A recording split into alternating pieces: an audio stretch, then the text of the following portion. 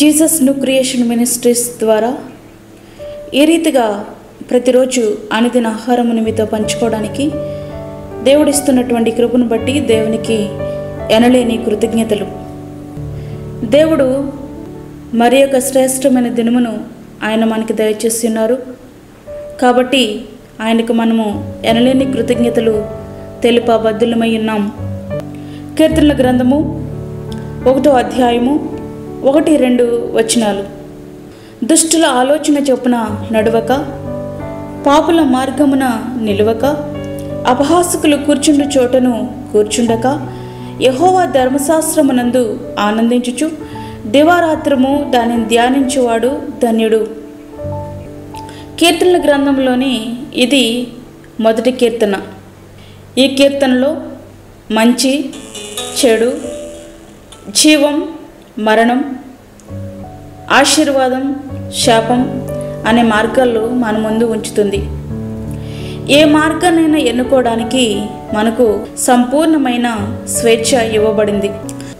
నిజమైన ఆనందానికి దారితీసే మార్గమును ఎన్నుకోవడం ద్వారా నిత్య జీవాన్ని మనము పొందుకోగలం. లేకుంటే నిత్య మరణమే శరణ్యం.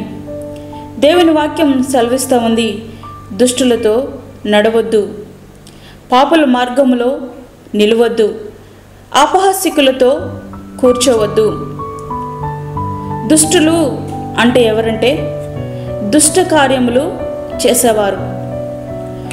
దుష్ట కార్యం యొక్క మనస్తత్వం ఏ విధంగా ఉంటుందో తెలుసుకోవాలంటే దానియేలు గ్రంథంలోనికి మనం వెళ్ళాల్సిందే.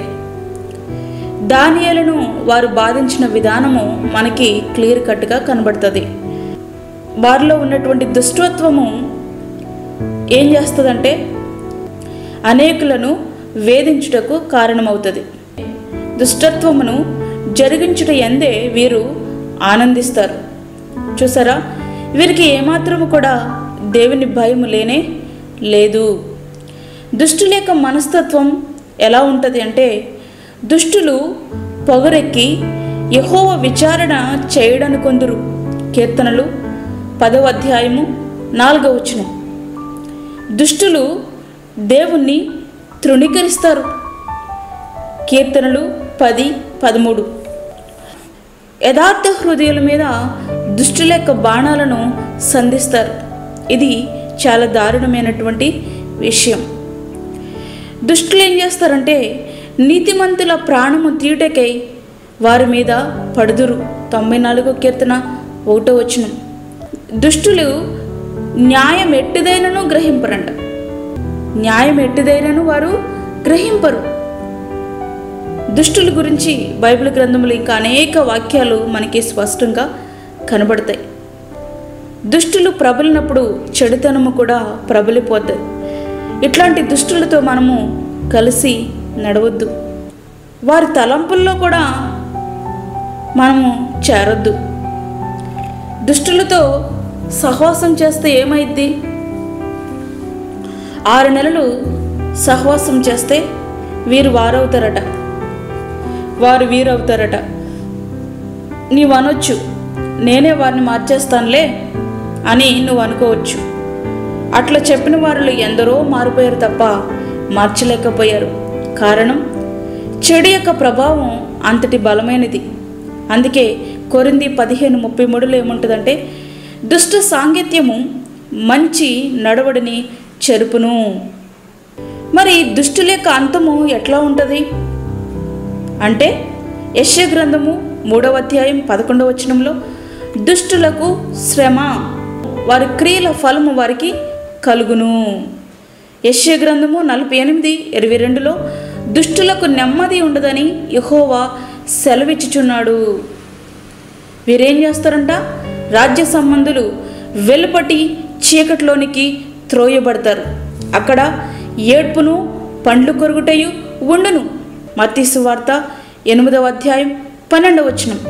ప్రియ స్నేహితుడా, ప్రియ విశ్వాసి, ప్రియ నేస్తమా, దుష్టుల తలంపుల్లో క్రియల్లో మనం చేరొద్దు. దుష్టత్వము చాలా ఘోరంగా ఉంటుంది కనుక దుష్టులతో మనము సహవాసము చేయవద్దు. దుష్ట యొక్క తలంపులు కూడా మనకి రానివ్వకుండా మన ఆత్మీయ జీవితాన్ని మనము కాపాడుకోవాల్సినటువంటి వారమై ఉన్నాం. అందుకే కీర్తన గ్రంథం 1వ అధ్యాయంలో క్లియర్ కట్గా మనకు కనబడుతుంది, దుష్టుల ఆలోచన చొప్పున నడవవద్దు. దుష్టుల యొక్క ఆలోచన చొప్పున నడుస్తున్నావా?